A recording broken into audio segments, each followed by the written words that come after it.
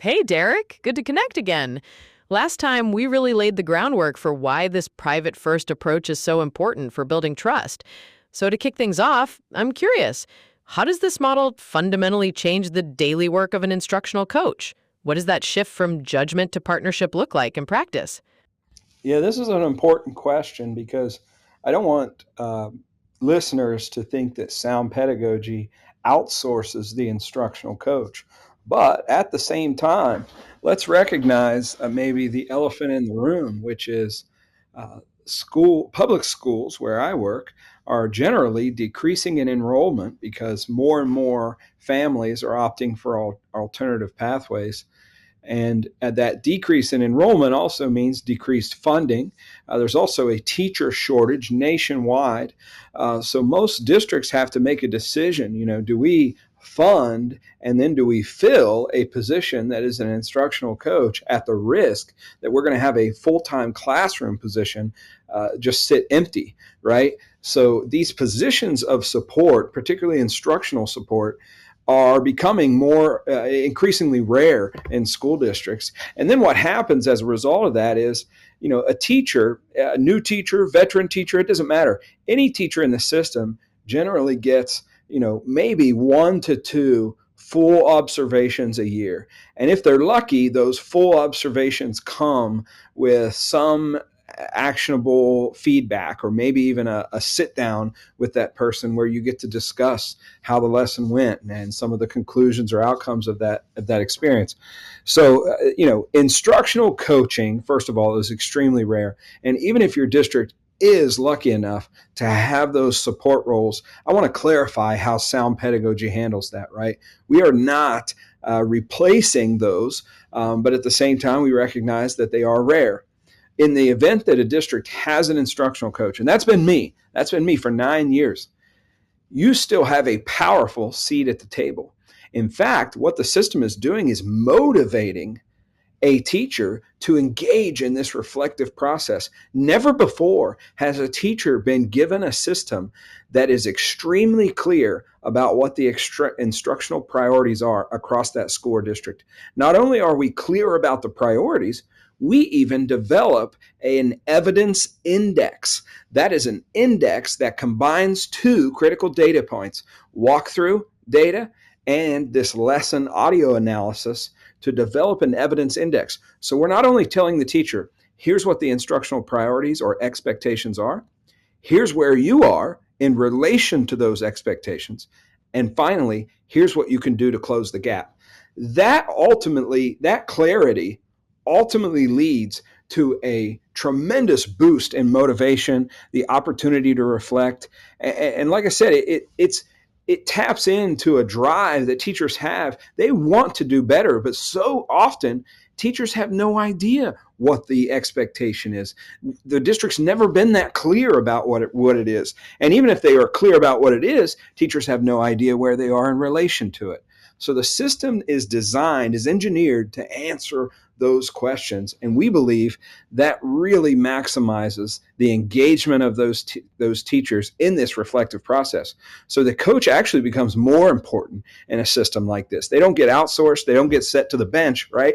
They're actually more important because now they have more engaged teachers that want to develop their own practice, that want to record more lessons and see how that's impacting their evidence index. I love how you frame that, Derek, that clarity breeds motivation. So instead of a coach coming in with a subjective opinion, they're now working with the teacher on this clear, objective data set. It really seems like this makes the coach's role more about strategic questioning and guiding reflection rather than just critiquing. You mentioned this evidence index and capturing dynamics that a human observer might miss. Can you give an example of one specific metric that really stands out that might be a blind spot for a human? Yeah, this is great. So one of the things that we do with sound pedagogy is we analyze all the questions that are asked during the classroom, and we align those to Bloom's taxonomy. Bloom's taxonomy is decades old research, but it's been used in education for years.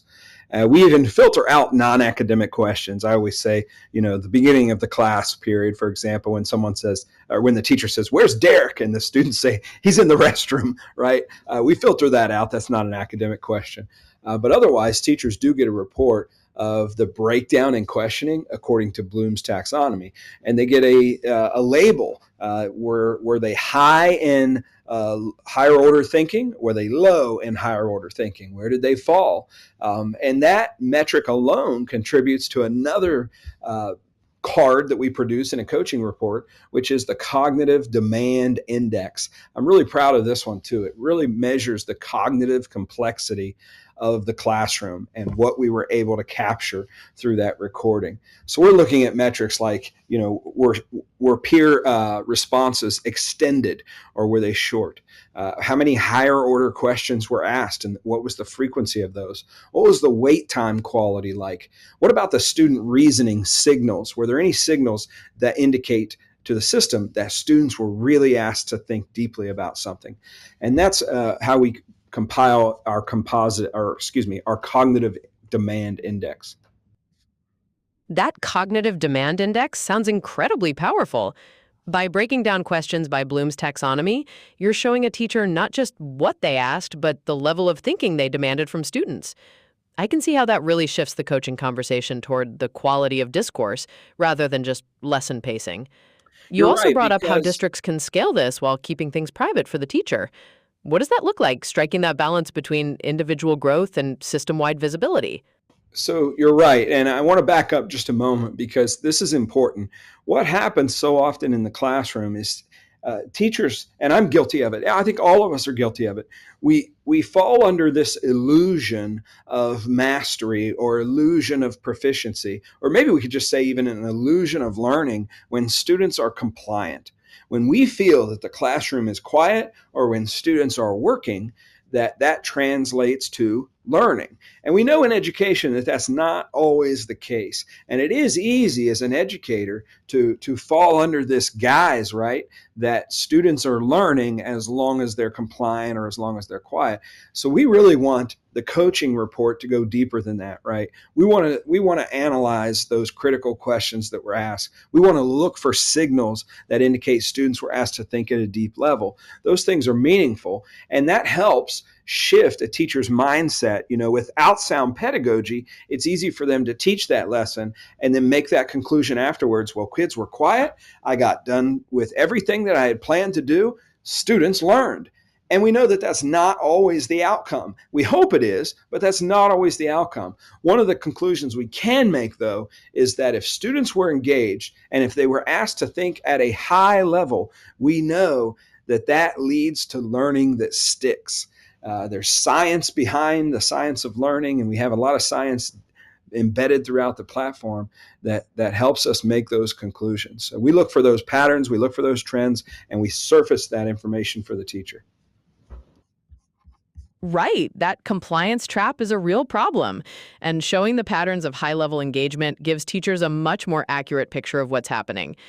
It seems like the trade-off between privacy and scaling might come down to aggregated district-level data, helping leaders see trends across schools without drilling down to individual teachers. We've talked about moving toward a school-wide culture shift. Is that something you see districts piloting with specific grade levels or content areas first to maintain that trust? Where's that tension playing out now? Yeah, so the first thing we do with a school or district leader is we establish their instructional playbook, I'm going to say, right? That instructional playbook is simply what matters most to you. You tell us what your priorities are. And then we establish that playbook. In the development of that playbook, and the interface is Derek, really that idea. straightforward. The development of that playbook means the school or district leader is also simultaneously going to develop their walkthrough instrument. That walkthrough instrument is important. We believe walkthroughs are important. I don't want to dismiss those. So we actually do walkthroughs inside of sound pedagogy. Those become signals that can contribute to the evidence index. We want administrators, we want coaches and support roles inside classrooms completing that walkthrough. But we also know walkthroughs have been historically limited to kind of a snapshot. We believe if we can take that data point of the walkthrough and put it next to the data point that is this full, deep lesson analysis, Now we can really aggregate that data north in the system, right? So that school and district leaders can set their goals across their instructional playbook and then see, we answer the three questions, right? These three critical questions. What are the instructional priorities or expectations? Where am I in relation to those? Even where am I as a school, or where am I as a district? And then what can I do to close the gap? So for school and district leaders, we have dashboards that we display for them, specific for them. And we even aggregate some of that leadership insight. I believe that school leaders don't have a data problem. They actually have a lot of data access to, right? They have a lot of data. It's a data ingestion. That's the problem. That's the challenge. So sound pedagogy is engineered and designed intentionally to help school and district leaders ingest that data. Derek, you've said that the issue isn't a lack of data, but how leaders process it. So, how does the platform specifically turn that potentially overwhelming data into clear guidance for a coach's next step, especially when they're working one-on-one with a teacher? What are they actually seeing that guides their coaching conversation? Yeah, absolutely. So from a school or district leader standpoint, you can drill down granularly into that classroom. And we provide you with the typical metrics that a school or district leader would expect in an instructional ecosystem or an instructional intelligence platform like Sound Pedagogy. So yes, they're going to see how their school is developing across those specific priorities. So we anticipate that most school or districts will onboard with us and then establish, we might say, 4 core priorities, or 5 or 6 or 7 core priorities. So every lesson that gets analyzed across all 6 or 7 or 5 of those core priorities, and then the walkthrough instrument, administrators can collect that data during that class visit as they normally would with any other walkthrough. And those data points get aggregated. So an administrator always has access to their dashboard that shows where they are in relation to those instructional goals and how their specific schools or districts are progressing towards those goals. And then we really even try to generate some insight for that leader. We try to give them ideas they should consider for the next professional development day or CE day that they might have in their school or district. We provide them with PLC topics.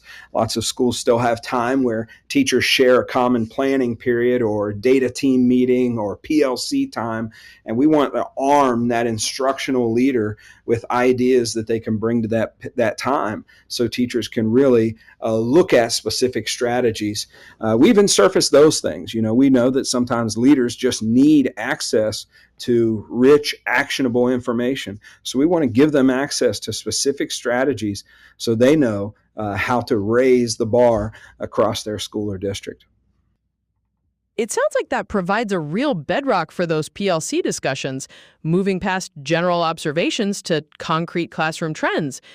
But I'm curious, how do you balance providing these specific strategies for professional learning while still honoring that essential privacy for individual teachers to reflect on their own data? Are there boundaries around what specific information is shared at the leadership level? That's a great question. So every teacher has access to a My Progress page. And here's what I just want to contrast this, right? The system would be mildly valuable if all we did for a teacher was record their lesson, analyze their lesson, and surface a coaching report. But what would be even more valuable for that teacher is if the system was able to aggregate all those reports into a single interface so that a teacher doesn't have to navigate, my first report, then the second report, the third, the fourth, the fifth. We want all that data to aggregate into one location so it makes it really easy for a teacher to go and see. And you asked about privacy. Well, that My Progress page is private to the teacher. We surface their progress across all those established priorities that the school or district has already defined, right? So they know what the district or school goal is. We'll say the goal is an 85. I'm just making this up. And they know where they are in relation to that goal across each priority. And we surface rich insights and rich strategies they can consider implementing to close that gap, right? So I think teachers are going to visit their own My Progress page frequently. This is a place you're going to record a lesson, you're going to view your coaching reports, and then I see teachers jumping immediately to their My Progress page just to see if the needle moved, right? They want to see if what they tried in that last lesson improved their progress towards that goal. And if it did, now you've just triggered more motivation. That teacher wants to go back into the classroom, implement those same strategies again, and see that students are improving, that all these metrics that we're collecting are improving and contributing to their school goal. They have the option to share that data, which is kind of an export. We generate a link, and they can share that data anytime they want with an administrator, but they're in total control of that decision. I see. So the teacher controls the access, which really reinforces that private-first philosophy. It sounds like coaches can only step in when invited. This puts a real emphasis on the teacher taking ownership of their growth. Where do you see the place for broader school-wide trends in this model then? Can school leaders see aggregated data without identifying specific teachers? This is a great question. I think it's one that we should pick up in our next conversation. This has been really helpful. Thank you. That sounds perfect. We can dig into how leadership data can coexist with individual privacy. Thanks, Derek. Looking forward to the next one.